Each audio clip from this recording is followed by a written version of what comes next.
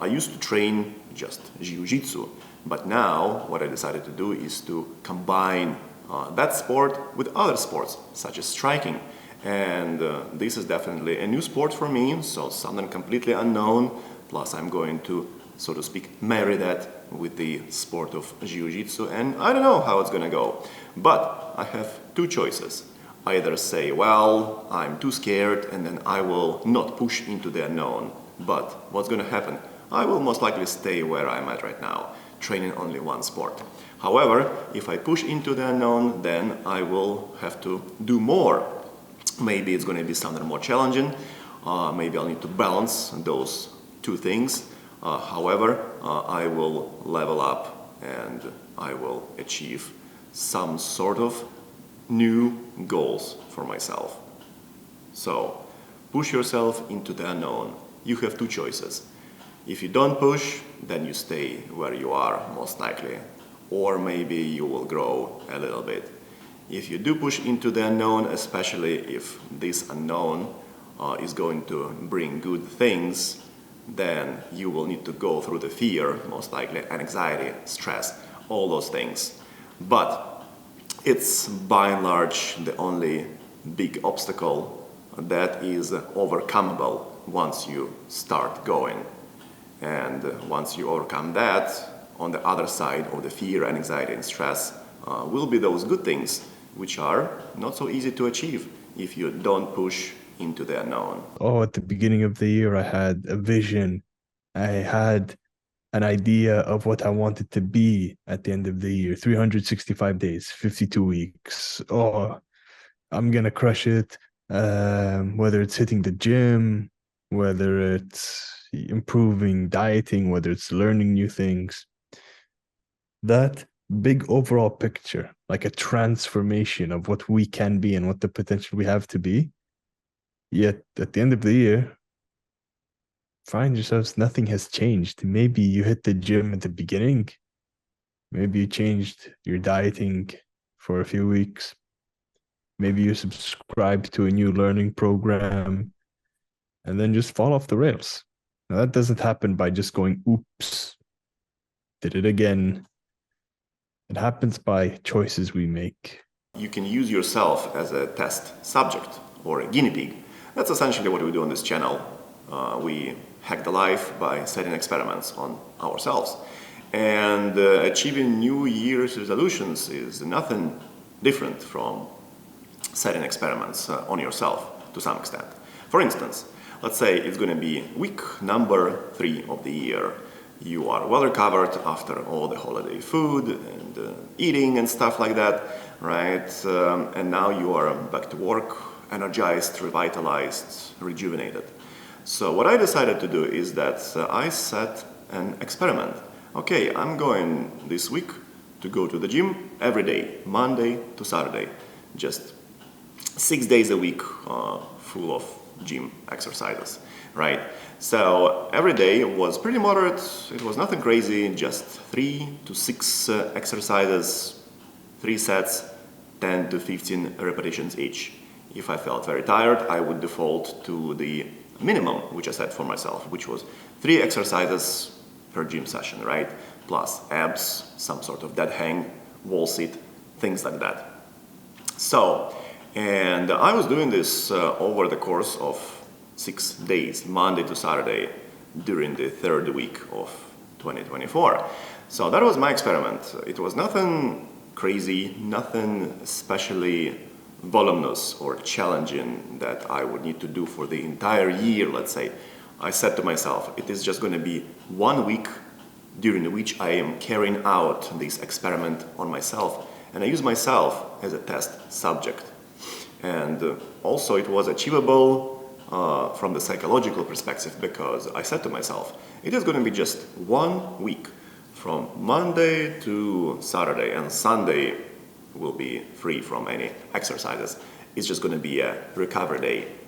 So this did help a lot. It was just 1 week to do all these exercises, going to the gym every day and seeing what the results are. And the results were great. After just 1 week, I gained the momentum and motivation by myself to continue this process and continue going to the gym during the next week of the year.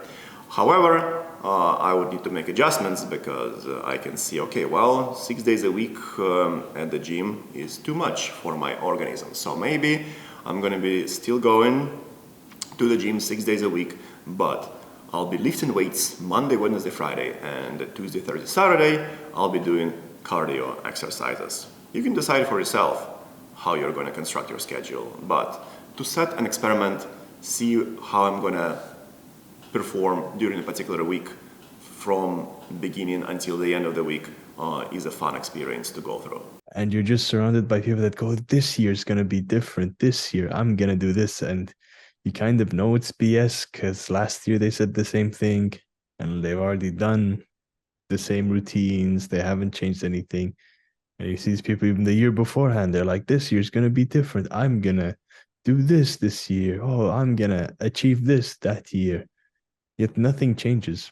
So the thing is, why is it when you start out, you see the hard work it takes, you see the discipline it requires, and that's a simple thing. We've talked about it before. You start out motivated, you start out pumped up. That's why in the gym, especially during January, you see like a 200% increase in gym goers. Everyone there's a resolutioner. And the thing is, all the gym veterans know that 90% of these people will leave after January, and then only have 10% that stay and become regulars. Absolutely. Now, it takes discipline and hard work, but then eventually you reach a time where you think to yourself, like, I'm not motivated anymore. I'm gonna stick to my same routine again. Motivation is BS. It's gonna run out. But then what keeps you going is you having to use your willpower. And even in my own personal experience, I remember that it wasn't necessarily a New Year's resolution, but it was a goal. It was, I think, the middle of summer. I said to myself, from now on, I'm going to hit the gym, I'm going to improve my dieting, I'm going to focus twice as hard on my studies. To each thing, I just made a simple plan. Like, I made it impossible to fail. For hitting the gym more, I said, just show up to the gym. Just show up every day. For healthy eating, I said, from now on, we're going to eat healthy, allow one cheat meal a week. That's it. For studies, I said, hit the books at least 2 hours a day. Now, these are so simple. You can write that down in the palm of your hand and you'd never forget it. But to me, it helped me build habits. It helped me build this instinct where I said to myself, no, today, go to the gym. Once I'm there, I figure it out, play with the machines, play with the equipment, ask people there for advice, eventually putting together my own programs. Dieting was the same thing. Look up YouTube for healthy recipes. Internet is full of tools and resources you could use to improve yourself. Studies was the same thing. Just practiced over and over and over again. It was not fun. But then towards the end of the year, and it was in December where I said to myself, that change halfway through, it helped so much. And I thought to myself, well, what if I did that at the beginning of the year? How much time would I have had? Instead of having 12 months, I had 6 months. So then walking into January, seeing the result of hard work, seeing the result of your labors, that gives you a boost. That gives you a motivation. So push yourself a bit harder into doing these goals. And especially when we think about the beginning of the year to the end of the year, think to ourselves, oh, wow, that's such a long time frame. This is going to take forever. I don't know if I can go all the way through. It's going to be tough. And that's can be uninspiring. Yet in your frame that you mentioned, Oleg, is that don't put yourself through a marathon, put yourself through a bunch of mini races. So now instead of doing this long, grueling marathon, like your weekly routines, analyze yourself at the end of the week.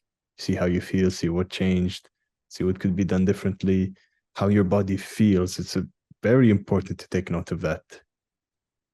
And something I'd like to add is add an accountability buddy. We mentioned that before.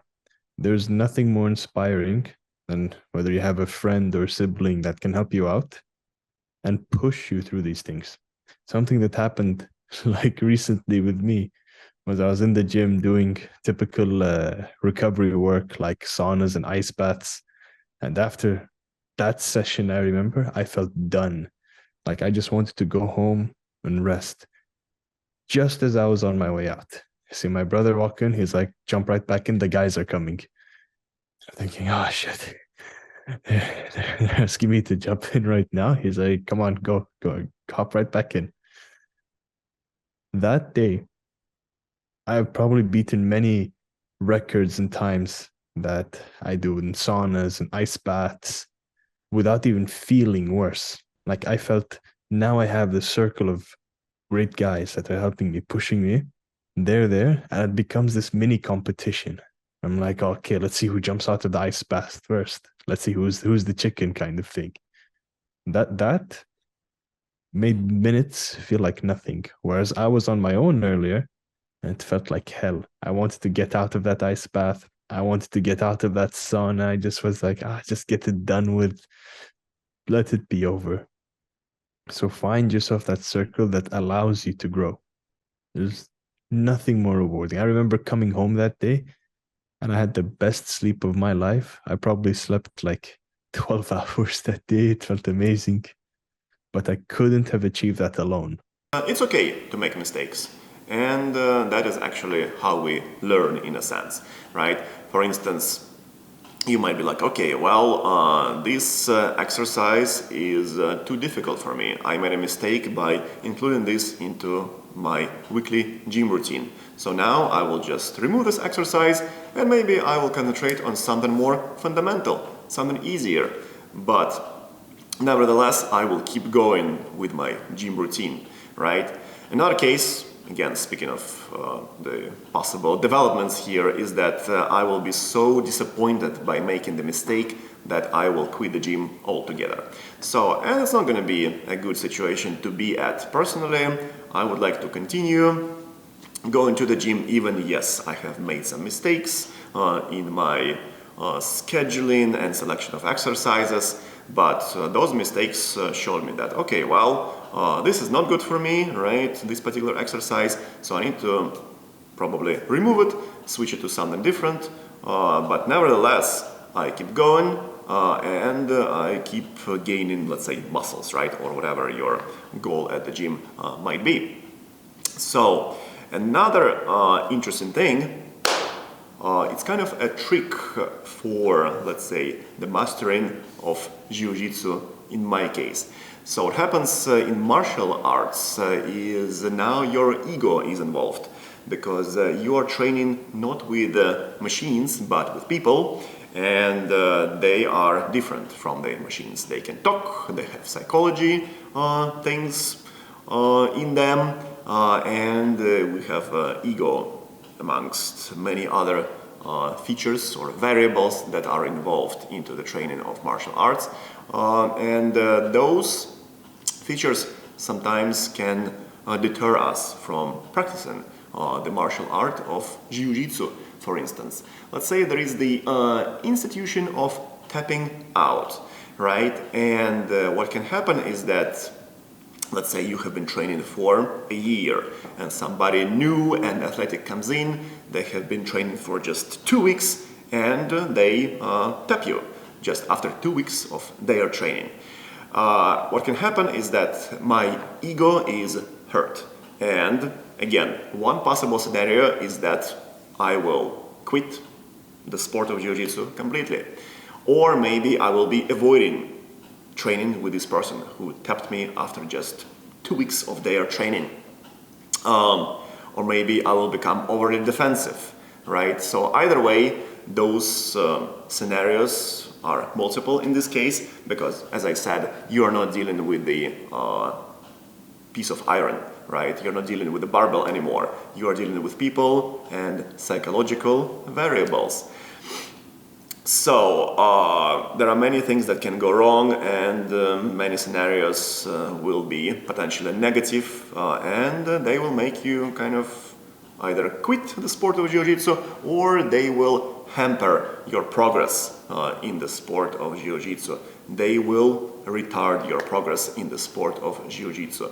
So, what did I decide to do? I decided to not worry about those potential ego-hurting situations, and I decided to force myself into the situations in which I tap, no matter the level of the opponent. And guess what? So things became much easier because I removed this obstacle of hurting my ego because somebody newer and less experienced tapped me out because somebody newer and less experienced tapped me out. So I just don't have this obstacle in my mind anymore. And guess what? This helps me to show up at the Jiu-Jitsu gym more often. I don't give up. I keep training. I keep training with those intimidating people. And overall, I'm progressing much better than when I succumb to the pressure of those negative situations that mold my training in a negative way. So that's a little bit of the complex topic, and I'm still working on that. So because I didn't have this thought in the past, I was driven by my ego. Now I'm trying to eradicate this situation, this particular scenario, this particular setup from my training of the sport of Jiu-Jitsu, and I'm yet to see how I'm gonna feel, let's say, after several months of this approach, or maybe just 1 month. So this is to be established a little bit later on. But the thing is that I'm pushing, it's not difficult. I mean, no, scratch that. The thing is that I'm pushing, it is not easy, but it is doable overall.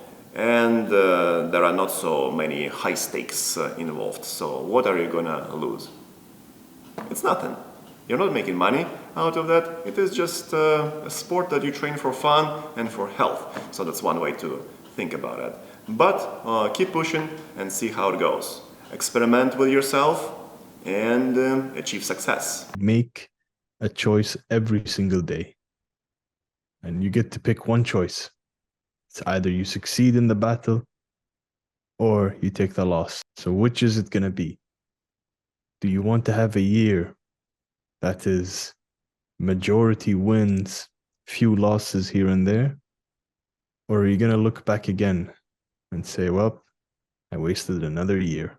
Remember the promise you made to yourself. Don't waste another year go by. Great success!